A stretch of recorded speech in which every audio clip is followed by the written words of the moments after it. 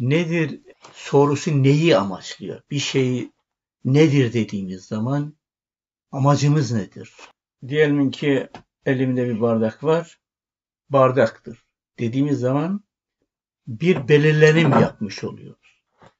Neden insanoğlu şeyleri belirlemeye ihtiyaç duyuyor?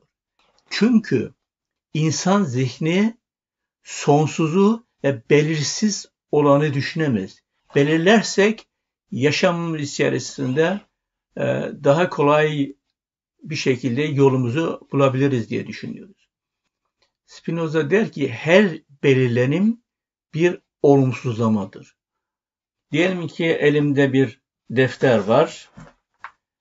Bir sürü nesneler arasından deftere ayırdım, bu defterdir dediğim zaman defterin dışındaki tüm nesneleri dışarıda bırakmış oluyorum. Bir anlamda onları olumsuzlamış oluyorum. Demek ki her belirlenim ilkin belirlenen şeyin dışındaki nesneleri dışarıda bırakmak demektir. Şimdi tanım nedir? Kedi nedir diye sorarsam bir çocuğa diyebilir kedi bir hayvandır. Ne yapmış olduğu? Kediyi daha tümel olan bir şeye dayandırmış oldu. Hayvan kediden daha geniş bir kavramdır. Demek ki tanımlamak demek bir ölçüde bir şeyi daha üst bir kavrama dayandırmak demektir. Şimdi gelelim kavram nedir meselesine. Bu nesnenin kafamda yani duyu organlarım sayesinde zihnimde bir iz düşümü oluşuyor. Buna kavram diyoruz. Fakat dediğim gibi bu ilkin formel mantık açısından. Fakat bu kavramın yani bu iz düşümün kavramın sözle ifade edilmesi terimdir yani. Terim mantıkta belli bir anlamı olan en küçük birimdir demektir yani. Şöyle söyleyeyim, terimle sözcük arasında nasıl bir ilişki var? Terimler birkaç sözcükten oluşabilir. Terimle sözcük arasındaki ayrımı şöyle ifade edebiliriz. İstanbul Hukuk Fakültesi 3 sözlükle dile getirilmişti. Umarım anlaşılmıştır. Şimdi formel mantığın bilindiği gibi 3 ilkesi var. Birincisi özdeşlik ilkesi, ikincisi çelişmezlik ilkesi, üçüncüsü de üçüncü halin olamayacağı ilkesi. Özdeşlik ilkesiyle kastedilen A'dır. Örnek vermek gerekirse ağaç kendisiyle özdeştir. Çelişmezlik ilkesi aslında özdeşlik ilkesinin tersten ifadesidir. Formel mantığın üçüncü ilkesi ise üçüncü halin olanaksızlığı. Süleyman Demirel söylemişti bu sözü o zamanlar. Yani bir kadın ya hamiledir ya değildir. Yarım hamilelik olmaz. Yani dolayısıyla üçüncü halin olamayacak olgusu ya budur ya o şeklinde mantık yürütür formel mantık. Birbiriyle çelişkili olan şeyleri bütünlük halinde düşünemez. Şimdi formel mantık bize gereklidir ama değişimi ve gelişmeyi açıklayamadığı için yetersiz. Dolayısıyla bizim gelişmeyi ve değişmeyi izah eden diyalektik mantığa ihtiyacımız var. Şimdi bir insana sorduğunuzda ağaç nedir? Sıradan bir insan nedir? Der ki işte ağaç kökleri olan, gövdesi olan, dalları, yaprakları olan bir şeydir. Bu şekilde tarif eder. Peki ama bu tanım ağacı kavramak için yeter mi? Ağaç toprak olmadan, su olmadan, güneş olmadan ağaç mümkün olabilir mi? Olmaz. Demek ki bunları da ağacın kavramının içerisine sokmak gerekiyor. Yani ağacı ağaç yapan olguları da, nesneleri de dikkate almak gerekiyor. Bu da yetmez. Ağaç niçin yeşerir? Niçin sararır? Niçin değişime uğrar? Tüm bunları ele alırsak, bunları kavrarsak o zaman diyalektik aslında ağaç kavramına ulaşmış oluruz. Dolayısıyla formel mantık statik dünyanın mantığıdır. Bu mantık bize şeyleri belirlemek, ayırmak, sınıflamak için geçerlidir. Fakat yetersizdir. Sovyetler Birliği'nde şöyle bir düşünce ileri sürüldü.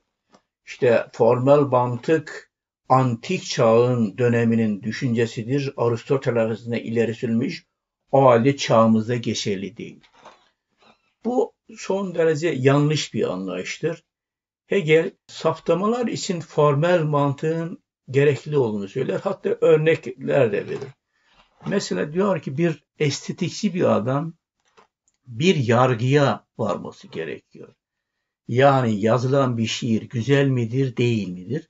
Burada diyalektik mantık işlemez, orada formel mantığa ihtiyacımız var.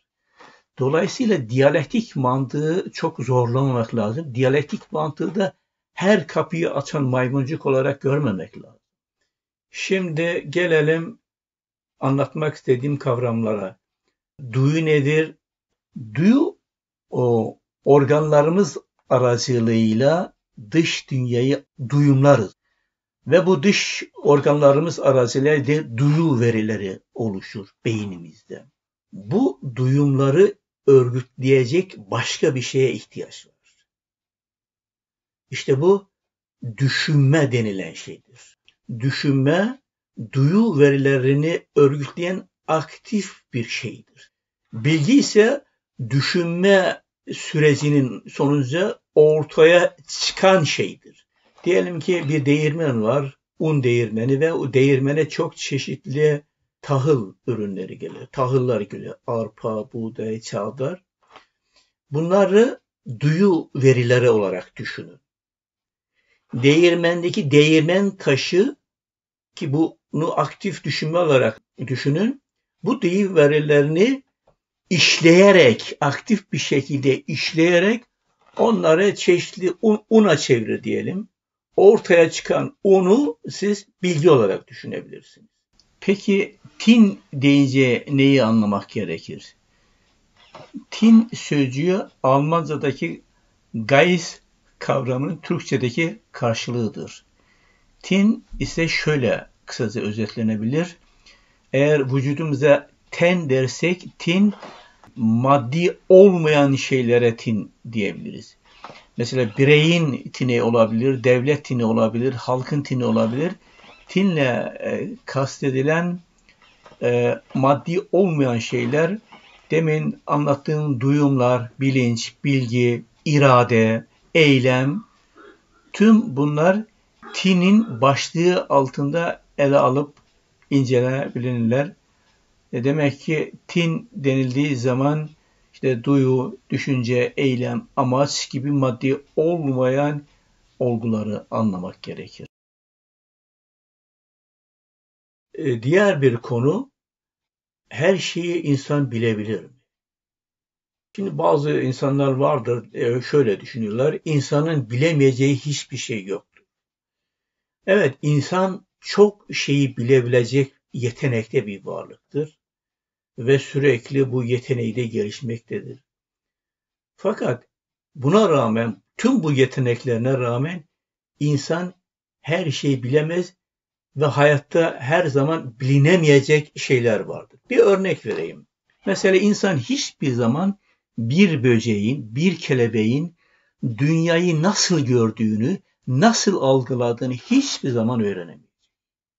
Çünkü kelebeğin dili yok, onunla deney yapamazsın, sana bir söyleyemez filan. Dolayısıyla dünyada bilinemez şeyler de olacaktır. Bunu niye vurguluyorum? Yani insan her şeyi bileceğini iddia etmesi çok gereksiz bir gururdur. Evet, insanlık geçmişte bilinemez şeyleri bugün bilinebilir hale getirmiştir. Fakat ben kendi adıma insanlığın hiçbir zaman bir kelebeğin dünyayı nasıl gördüğünü hiçbir zaman açıklayamayacak. Hiçbir zaman bilemeyecek. Öyle düşünenlerden biriyim. Belki yanılabilirim. Sizler neler düşünüyorsunuz?